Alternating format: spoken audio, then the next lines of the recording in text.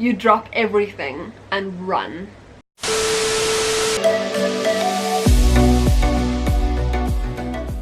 Hey guys, my name is Shelby Downey. Welcome back to my channel. It has been a hot minute since I have sat personally in front of this camera and had a chat with you guys about things, life things. Inktober has been crazy busy. I've been loving it though, but yeah, I've missed you. I have missed talking to you. So today I've got something very different but very exciting planned as well. But before we get into that, please can we take a moment and appreciate my top? Pennywise! This clown is my favorite. I love Pennywise so much. So much.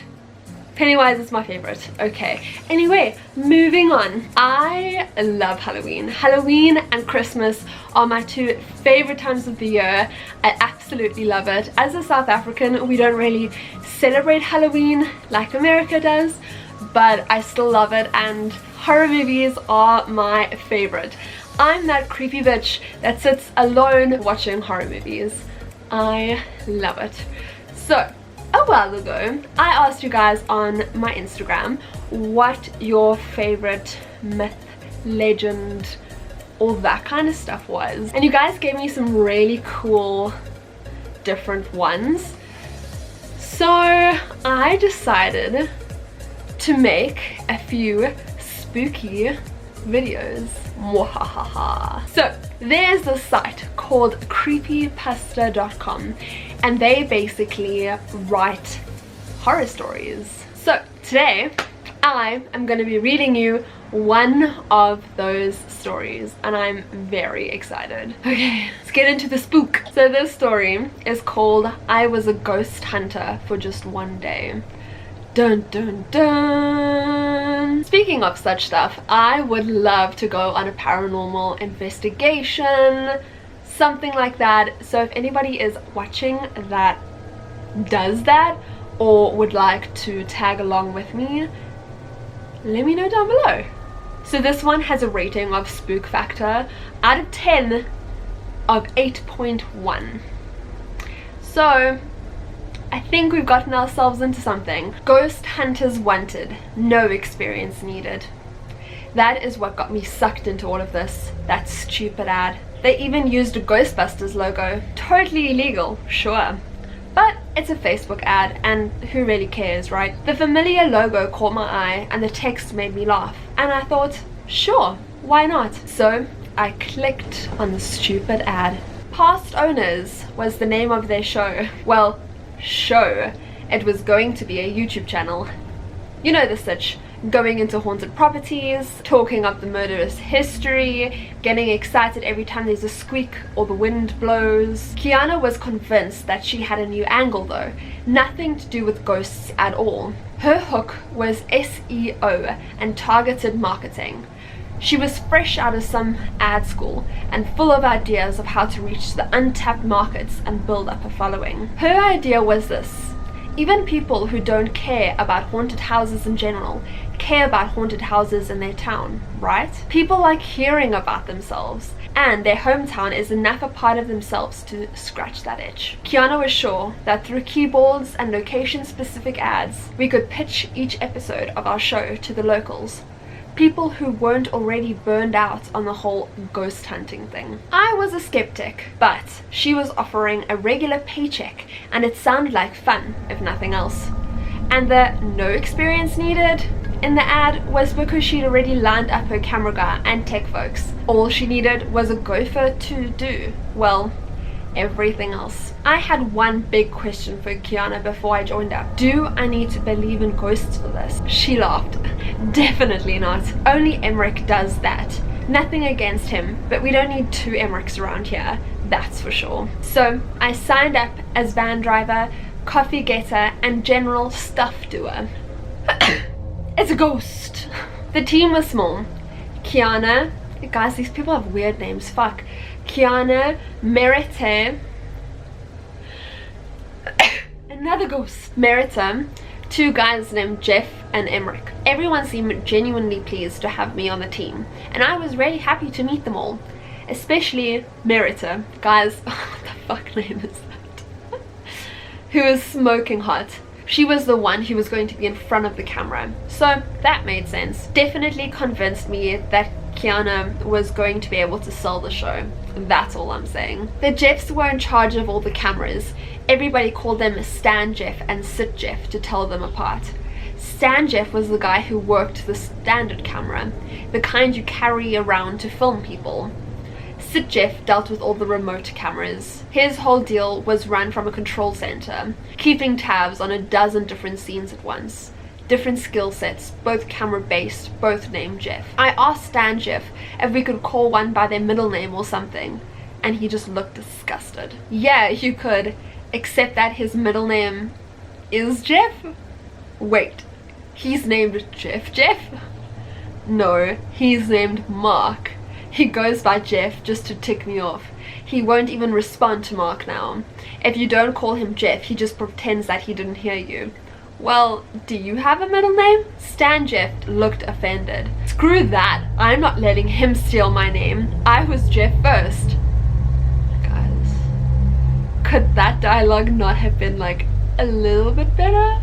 Anyway, and then there was Emmerich. Everybody else was mid-20s, I'd say, maybe 30 for Stan Jeff, but Emmerich had to be 50, and a hard-won 50 at that. He was a happy guy, always smiling, but he looked like he'd spent his entire life outdoors and only found out about sunscreen last week.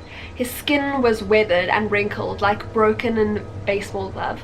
His hair was close cropped and bristly. Emmerich was responsible for all the weird tech, EMF meters, infrared stuff, Kygo counted, Regorza. Guys, if I pronounce any of this stuff wrong, I'm sorry. Don't quote me on the names of all of this. He lost me like 6 words in. Whatever weird stuff might pick up a ghost. Emmerich had it and he knew how to use it. Between his hard-sided cases and Sit Jeff's banks of computers, the 12-passenger van barely had enough room for the 6 of us to sit. You think this stuff can really pick up ghosts? I asked him. Another skeptic, I see. I mean, yeah, people die all the time, everywhere. I really think I would have seen a ghost by now if they really existed. Perhaps you have. Not all hauntings are equal, you know. Haven't you ever felt someone watching you when you were alone? Or suddenly your mood shifted for no reason? Those are your ghosts? They're gonna make for pretty lousy TV. We were gonna be walking around in the dark when this man suddenly became creeped out.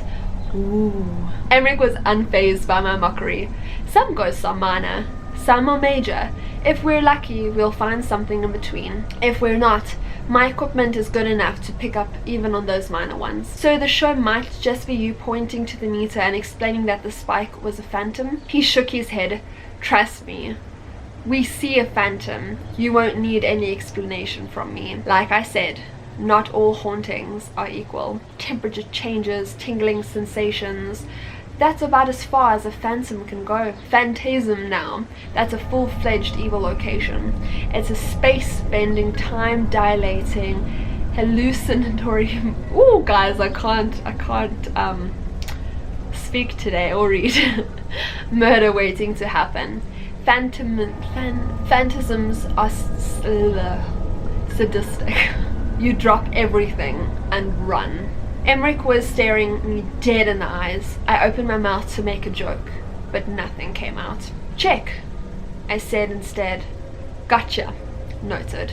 I didn't get it, of course, but then again, Emmerich still came along, so maybe he didn't really get it then either. It was our very first location. Kiana had found this amazing place outside town. A full-on mansion. It had some kind of intense past. 150 years old since older man McDermott murdered his whole family and stuffed himself up the chimney. Ghost haunted the attic and stared out the windows forever. I don't know, I wasn't listening. I mean, I was listening, but Marette was reading, and so actually I was just listening to her accent and imagining other words. I kept the van on the right side of the road and got us to the McDermott house without incident whatsoever. I think I did fine. The setup went like setups do. Emmerich and Jeff and I hauled heavy stuff into various locations around the house and ran cables as inconspicuously as we could. Jeff got a bunch of shots of the outside of the house, then filmed Merritt talking about the history of the place. Guys, I can't pronounce these names, so if their names keep changing in the story, I'm sorry.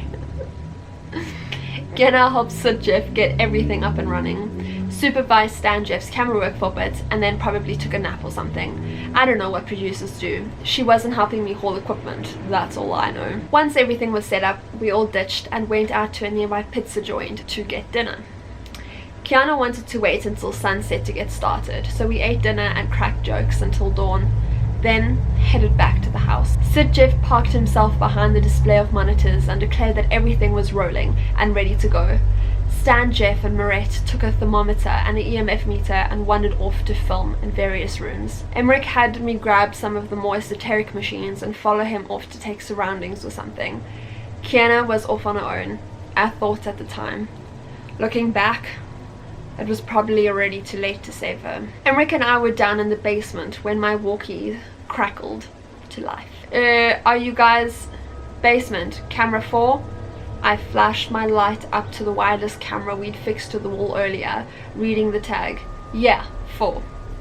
No, the walkie cut in and out erratically, fizzing and static.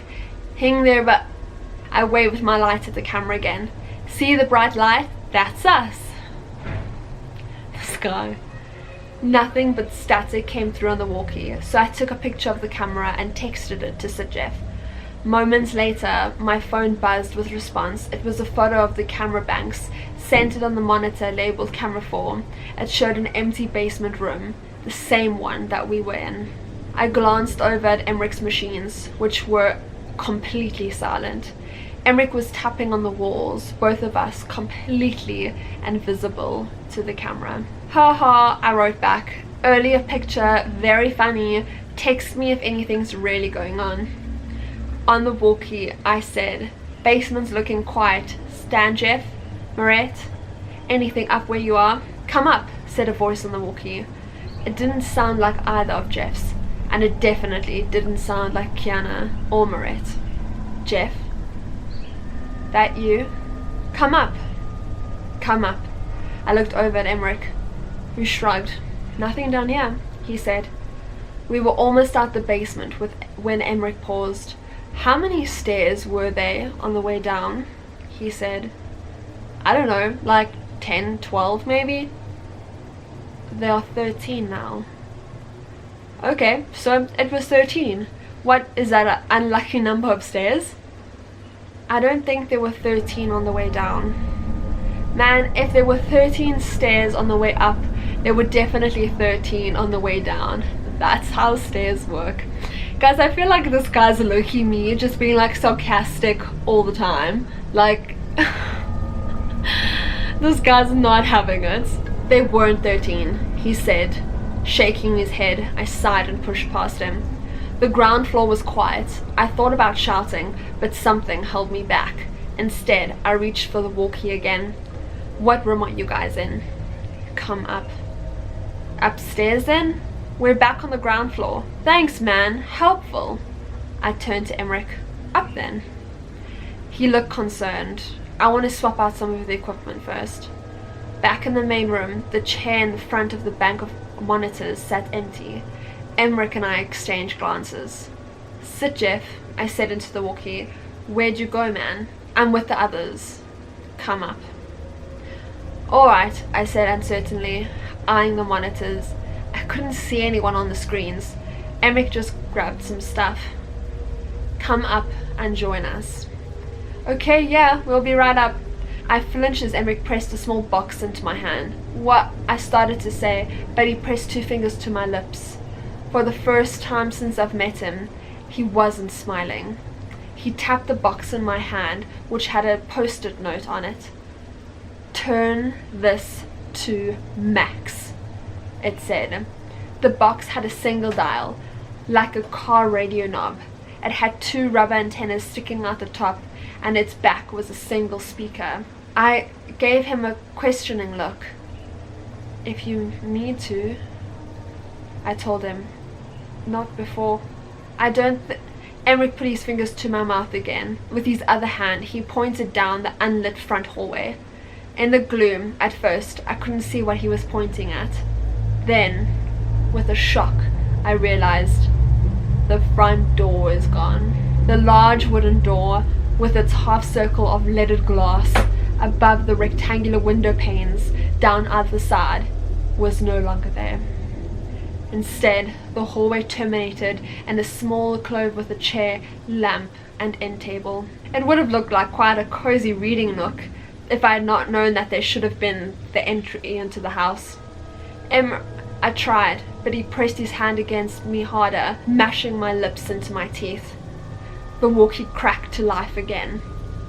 "Come up." "Let's go up," Emmerich said.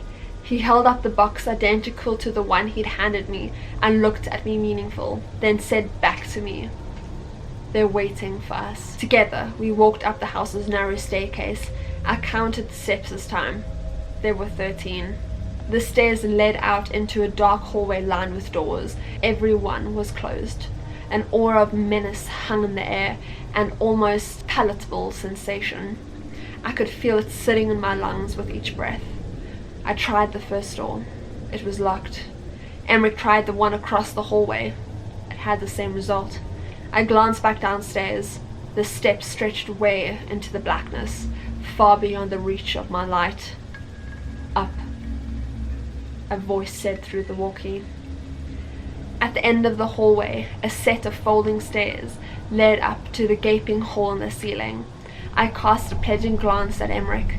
He gripped his plastic box and walked down the stairs. With dread in my heart, I followed. The attic was dusty, black, and silent. Our lights barely seemed to pierce the air, illuminating mere feet in front of us. A splintery wooden floor stretched out beneath overhanging beams. Boxes and discarded furniture were strewn all about. "Oh, good," said a voice. It came from the walkie, but also from above, behind, and all around us. "You've come to join us." "We'll all float!" Sorry, get back in the mood, Shelby. God, this is scary stuff. The walls heaved, then spitting out of the darkness with tangible form. I dove for the stairs, fully willing to crash headlong down them, but instead skipped off of bare wooden planks. Laughter echoed as I scrambled to my feet, searching desperately for an exit that was no longer there. Behind me, heavy footsteps thumped across the floor and static crackled. "No, no!" shouted a familiar of Jeff's voice, and I whipped around but saw nothing. Instead, a hand caressed the side of my cheek, and I heard Moret's soft voice in my ear. "We've been waiting for you." A rough hand grabbed the other shoulder, then spinning me away. "Up! Move!" shouted Emmerich, pulling me to my feet. He grabbed me across the attic, our footsteps drowned out by the catastrophe of voices calling out from around us. Phantom hands grasping at my arms and clawed at my faces, but Emmerich's presence was more solidly real than any of them. Was there an attic window? What? I don't know. Maybe. Think! Emmerich towed me in a circle, the attic closing in around us. When we first came up here, it had stretched out in every direction. Now we were tripping over boxes with every step, and I could see all four walls with the sweep of light. When we pulled up, did you see a window? A dormer on the house? A circular pane on the top? It doesn't have to open. It just has to be there. Think! The walls were closer now, no more than 2 steps away. They were closing in, forming a coffin. There's no window. There were no windows. There were no doors. There was no escape. Not is, was there a window? Then a scrap of memory caught my attention, a piece of the house's history that Emmerich had been reading in the car. The ghost had been seen in the attic window, and I was so sure of it, because she had said it. Yes, towards the street, an attic window. Then run, and with that, Emmerich shoved me away from him, dropping his flashlight to twist the dial on his little plastic box to the max. As feedback squealed forth at an ear-shattering, painful volume, the walls around us wavered, and just one instant I could see moonlight streaming through the window. I charged for it, twisting the dial on my own box high.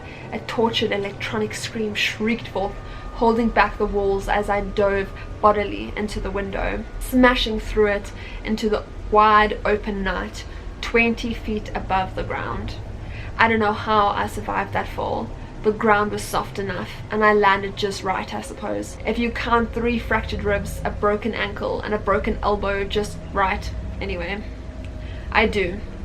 I didn't even feel the grinding bones until I was back in the van, jamming the keys into the ignition and slamming my broken ankle into the accelerator to get away. And even then, I didn't stop until McDermott House was miles behind me. My body was screaming at me to stop and to rest. That was almost a month ago. I don't know what happened to the others. Not exactly. I saw Emmerich at the end as I tumbled into there. He looked stretched, broken, his limb bent into unpleasant angles, and his skin pulled taut until it started to tear in places.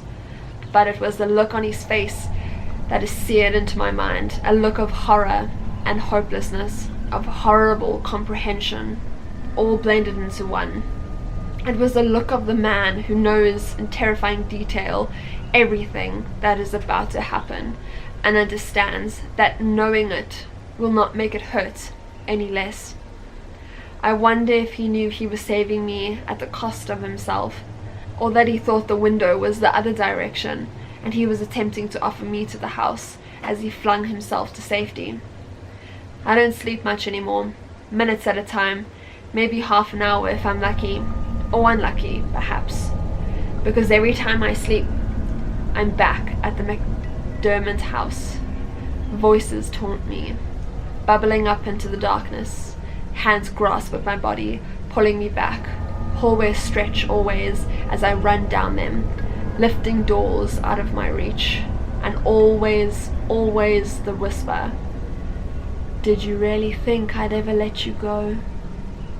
I think I made it out just in time. I remember the glass cutting my skin, the impact with the ground. I can feel the hard casts on my arm and my leg, bite on my finger for the pain, pick away the scab to see myself bleed.